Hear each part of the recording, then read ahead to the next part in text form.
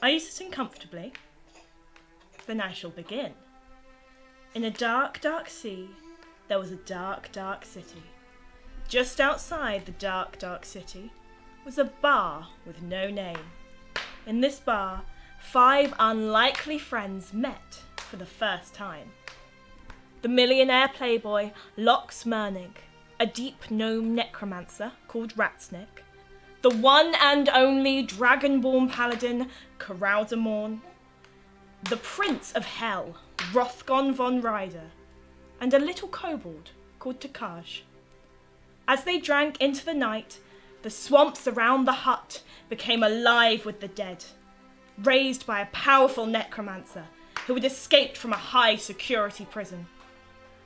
The gang are more than they appear, and they destroyed the fugitive and his undead army. Ready to return to their drinking, in what remained of the bar, they were rudely interrupted by the city guards, who wanted to reward them for their hard work. As they didn't appear to have a choice, they followed the guards to a party being thrown by the great and powerful Syndicate of the Seven. They were having a wild time. There were strippers and party rings for everyone. Yet again, their revelry was cut short when the notorious cat burglar Stan Two Claws attempted to use the party to steal a powerful gem.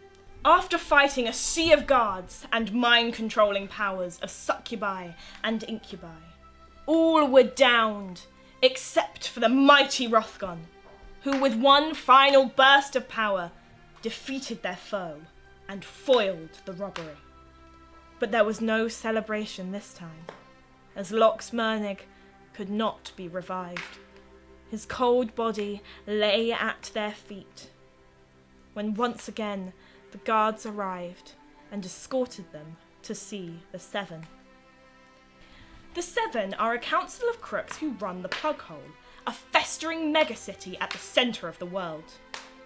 While all are important, for now and for our story, there are just 2 names that you should know. Crannis Darksight, the most powerful member of the Seven, but not the leader. An ancient mouldering wizard who cares for nothing and no one. And Lady S, the sassy fairy who runs all of the brothels in the Plughole, but has a soft spot for our heroes. The Seven rewarded them with silver and the dubious honour of becoming sentinels of the Seven. Little did they know that they had agreed to a life of servitude, well paid and well rewarded, but servitude all the same. They were taken to a fighting arena where they were trained by the seemingly cruel and sadistic Jenny the Djinn. They won every fight, of course, and in doing so met some new allies. Blue, a contract killer who works for the mysterious Sisters of the Night, and her tragically doomed acolyte, a goblin called Grongle. Sick of her constant jibes, the 6 companions turned on the Djinn and attempted to escape.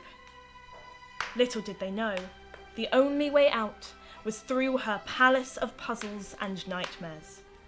It is to this labyrinth that they lost their little kobold Takaj, who was heroically torn to shreds by a chained demon he faced alone. A statue of Takaj stands at the centre of the Plughole to this day. As they escaped, they defeated Jenny, for which she curiously thanked them. When they were finally free, they discovered they were now wanted by the Seven for breaking their contract. It is unlikely they would have survived in a city teeming with guards looking to kill them if it wasn't for the intervention of Blue's handler, Rana Kane, a shape-shifting toad and brutal killer. Rana led them to the safety of the Undercity, where they could finally rest. But not for long, because Blue had a mission to rescue the body of Loch Smernig from Crannis. Her new friends agreed to help her with a daring heist. While they waited and planned, they were drawn into a conflict that had raged for 800 years. Hrothgar was attacked by mech dwarves. Mech dwarves are the sworn enemy of the tieflings, of which Hrothgar is one. The reason for this rival is, for many, lost to the mists of time. On defeating the crazed dwarves, they discovered a note that required translation and an address in the Undercity. Grongol and Ratsnick went to investigate the address, which turned out to be the temple of a cult of tieflings who worship Mephistopheles, an ancient demon, and Hrothgar's patron. The cult caught the pair sneaking about, but the slippery pair escaped by promising to return with the answer to a riddle. Meanwhile, Morn had gone to see the Catsoon Carney. The Catsoon is an ancient spirit, and along with her sister, the Queen of Vulpini, they often choose to walk the world as foxes. The Catsoon found herself in the Thousand Islands, having disappeared from her home in the West centuries ago. She has gathered to her all those known as the Disappeared, those who also vanished from their western homes to end up in the Thousand Islands. She has gathered them to the Golden Quarter, a part of the Undercity which she rules, and is filled with all sorts of creatures foreign to these shores. This is where Morn met her. She gave Morn a statue and told her to place it on the Island of Souls, and a ring which she told her must be worn by Hrothgar when she did. The party returned to the cult, and a huge fight ensued. The team came close to death, but the return of Blue as a huge dog resulted in their victory. Now reunited, the team realised the note had come from the Island of Soul, from a child, and it was a cry for help. The gang decided they would follow this lead once they had freed Locks. The heist was meticulously planned, and all went well until Hrothgar, posing as a waiter, started insulting guests. He was thrown out of the party, but snuck back in via a dumbwaiter, which brought him face to face with the Warforged, who once guarded the vaults where Locke's body was stored. The quiet heist suddenly became a fight for their lives. As Warforged poured into the vaults, they managed to find the body of Locks, in a state of suspended animation. But on touching his body, they set off an alarm. Now, as well as the Warforged, they were looking at the face of Crannis in the mirror. On seeing Grongol, Crannis uttered a few words, and something that had long been dormant in Grongol was released. Grongol was once captive of an evil wizard, but Blue freed him. Little did they know, that wizard was Crannis, and that he made him a sleeper agent. Crannis told him to kill everyone, which he set about doing, starting with Ratsnick. Next he turned to Blue, but he could not kill his mistress, so instead he turned the knife on himself. On dying, he released the spirit of Catsoon's sister, a deep blue fox, and the yang to the Catsoon's yin. Together, they raised Ratsnick from the dead. He is changed forever. The team escaped into the sewers, with both the bodies of Locks and Grongol.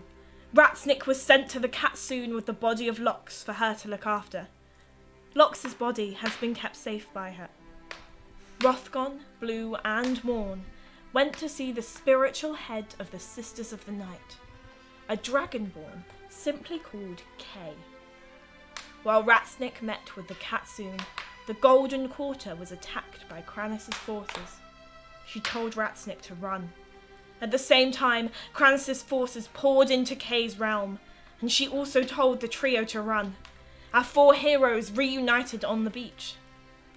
After a brief sojourn at the Cat's Pyjamas in the Firth of Ella, they were back on the run, chased by Van Heist, Warforged, and Crannis Darksight Jr. himself. Rana Kane and Lady S came to the rescue. Lady S gave them a ship to escape on, and Rana Kane held off Crannis Jr. just long enough for our heroes to flop onto the boat of Enrico Fernandez III. They set sail for the Island of Souls, not knowing if any of their friends survived the onslaught. On arriving at the island, Enrico bid them farewell, and they were alone.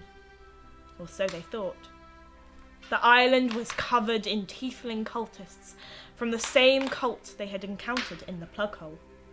They decided not to murder them all. However, Morn fulfilled her promise to the Katsoon and placed the statue on the beach. The statue exploded into hundreds of tiny, fiery foxes. The foxes spread throughout the island, burning every wooden structure and every cultist to ash. At the centre of the dark, dark island is a dark, dark tower.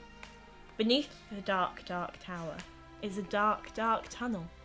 And at the end of the dark, dark tunnel, the heroes found a crystal mirror showing the child trapped in Mephistopheles' pocket dimension. They vowed to travel to Domania to find the entrance to Mephistopheles' realm. It didn't take them long to realise they were trapped on the island. The days turned to weeks, and the weeks into months. And that is where we must leave them for today.